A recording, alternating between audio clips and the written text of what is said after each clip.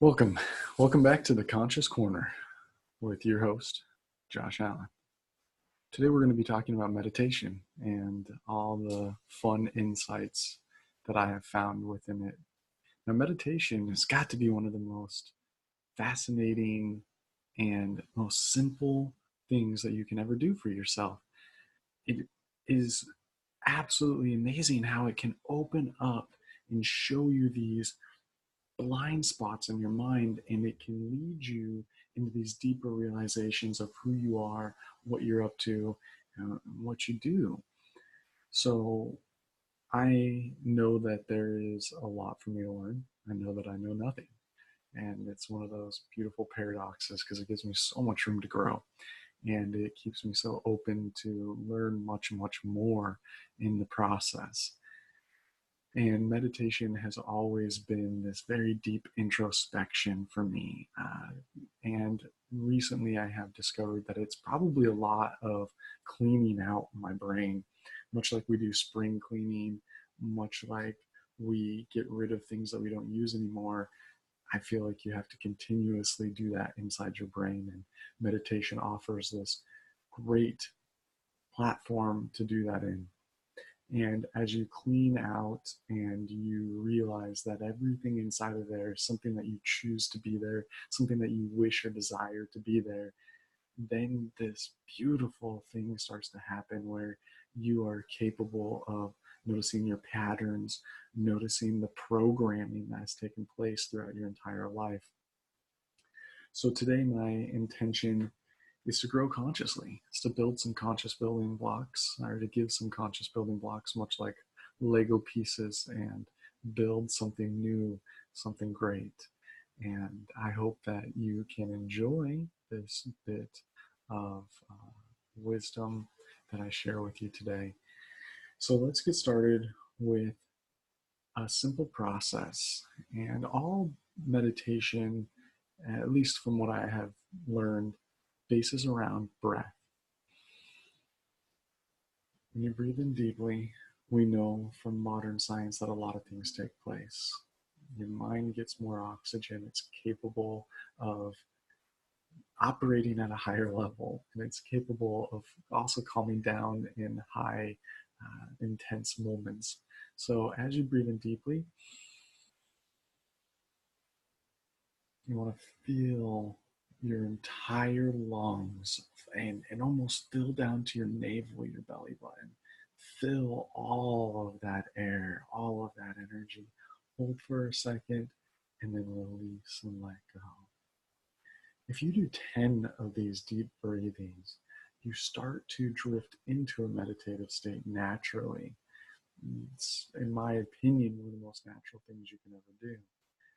Now, if you'll join me in this exercise and closing your eyes as we breathe together, closing your eyes and you breathe in deeply and releasing. As you're breathing, I want you to find a focus point, a physical focus point, whether that's in your nostrils, where the air is coming in and out, or if that's in your solar plex, as you're feeling the expansion and contraction of your chest, but just focus on that one place. Because here's what's going to naturally happen is your mind is going to wander. Your mind is going to go back to work. Your mind is going to go to a conflict or to a love or to a passion that you have. And that's very normal. It's very natural. Those are the natural patterns that have developed inside your mind. But we want to practice letting go of that over and over and over again by simply refocusing to that physical sensation wherever you have chose that to be. Continue breathing. That's it. That's step one of meditation, spending time with yourself. Don't be frustrated when your mind wanders. That's what it's going to do. It's like a monkey that jumps from tree to tree to tree to tree to tree. But as you continue to focus back on that physical, you're doing multiple things. You're practicing letting go, you're practicing focusing, And pretty soon, that monkey doesn't want to jump from tree to tree. And this beautiful thing starts to happen called space. You start to give space between your thoughts. What happens when you give space between your thoughts is you open up to new and more things. Now, some people call this spirit. Some people call this the universe. It doesn't really matter. It's just important that you give enough space, that you have an opportunity for something else other than your ego and your mind's patterns to get in. Once this practice becomes normal and frequent, then you can start to apply other things. You can start to apply intentions to your meditations. So, for example, one thing that I always used to love to do when I first started meditating 10 plus years ago was to focus on an emotion, a feeling that I wanted. The most favorite one that I ever did was tranquility. So first of all, I would get into my comfortable seat. I would start my breathing. I'd focus on my physical sensation. And then I would ask myself, what is tranquility to me? What does that mean? What does that feel like? What is it? And I would allow the space, the openness, and then a wave of tranquility would slowly start to come over me. And instead of locking it down or trying to grasp it or hold on to it, I would allow that energy to flow through me. I would start to embrace tranquility, calmness. And it would just be amazing to sit inside with this tranquility and calmness. It was fascinating to me. So then I'd like to do other things. So the next time I would sit and focus on that sensation, deep breathing, I think of happiness, contentment, excitement, all of these wonderful things. And I would just allow them to wash over me and embrace the energy.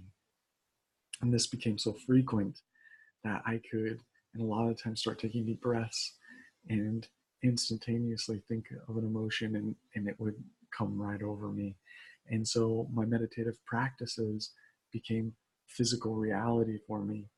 And I started thinking that there was a bigger, greater possibility here. And so then I was enlightened to another meditative practice that I like to refer to as the train station. And so I would sit and breathe deeply. And in my mind, I'd picture this vast universe, as far as it could expand, the true definition of infiniteness. And the reason why I would picture this is so that it would break all my limitations and my thought patterns as they were. It would instantly open my mind to new experiences. And then I would picture crossroads and a train.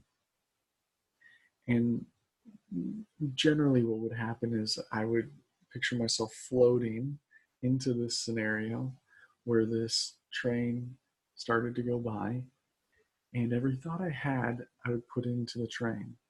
Now, I got really hung up on this at first because I just kept picturing myself and the train tracks and the train moving by. And so I was just constantly re-putting the same picture into the train until one day I started to allow the train to move. And as I put it in there and I let go, I stepped back. I realized that there was these patterns in my head. There was actually more questioning going on. There was a question of, am I doing this right? Should I go back to my focus points? And I realized then that was my patterns. And so I started projecting each thought into each portion of the train as it went by. And even when I would think of the train again, I would put it back in there. And then I would drift off and I would think about something that was going on with work or my family. And so I would take that whole entire scenario, put it back inside the train, and let it go by.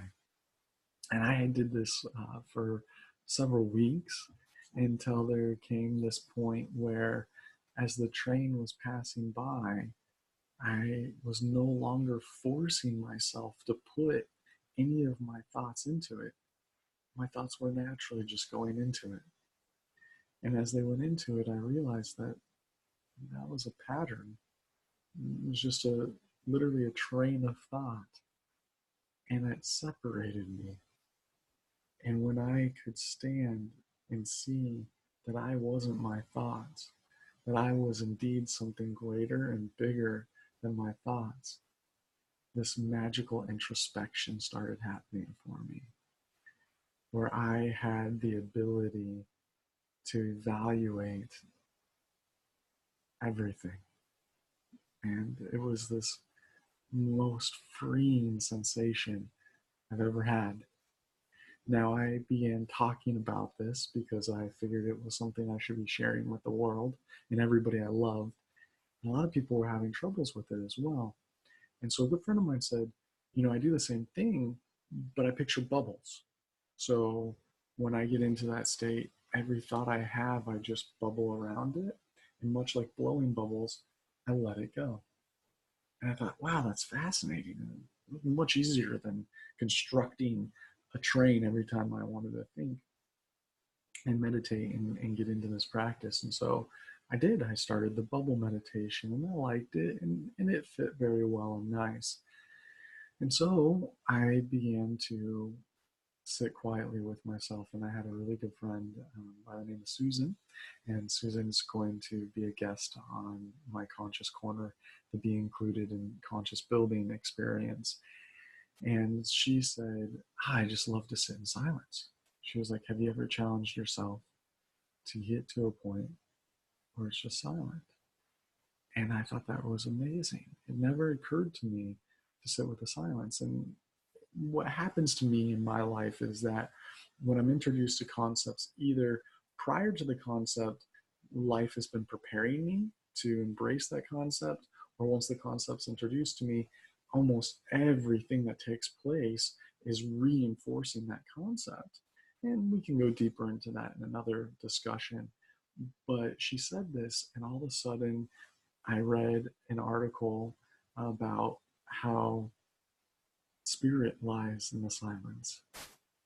And then I was reminded of a Bible verse of be still and know I am. And all of a sudden, the silence became so loud in my life. And so I started sitting with the silence. And the silence guides me. And I know that might sound a little bit silly, but the silence guides me to other meditations, to other practices, to things that I need to work on inside of myself. Cleaning out the closet, cleaning out space, embracing memories, embracing belief systems that are hindering the flow of energy through my life. And this has become my general practice. So I like to set intentions.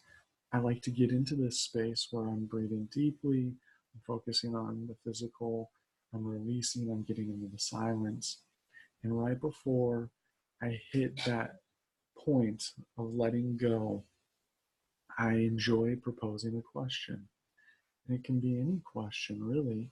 And I ask this question to the universe, and I know the universe will answer me. It may not even be in that exact meditation, but when I come out of the meditation and there's something playing on the TV, it oddly fits. Something my wife says, something a friend says, it all comes together and it's so perfect. It's so enlightening to know that if you're tuned in, it continues to talk to you.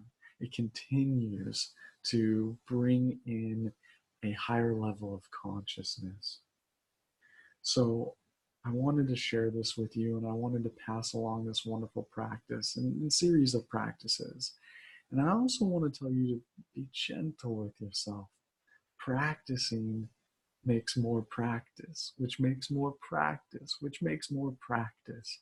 I don't know that perfection is ever something that will come, but knowing that you can take the time to build yourself, to empower yourself, to give yourself the gift of enlightenment by simply dedicating 10 minutes a day, 5 minutes a day to sitting silently and breathing deeply.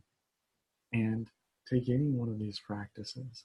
You can do research. There's millions of ways you can do this. So please don't ever feel there's a wrong way to do this. There's disciplined ways to do this. There's rigid ways. And there's very free, open ways. Find the one that works the best for you. Find the one that feels right to you. Hold on to it. And then know it'll evolve. Know that at some point it will beckon you to do something different. And as you do that something different, so does the whole course of your everything, and your interpersonal growth changes. And you get to have this wonderful, fantastic experience. So thank you very much for tuning into this session of the Conscious Corner. Be included and build your own consciousness. Much love, many blessings.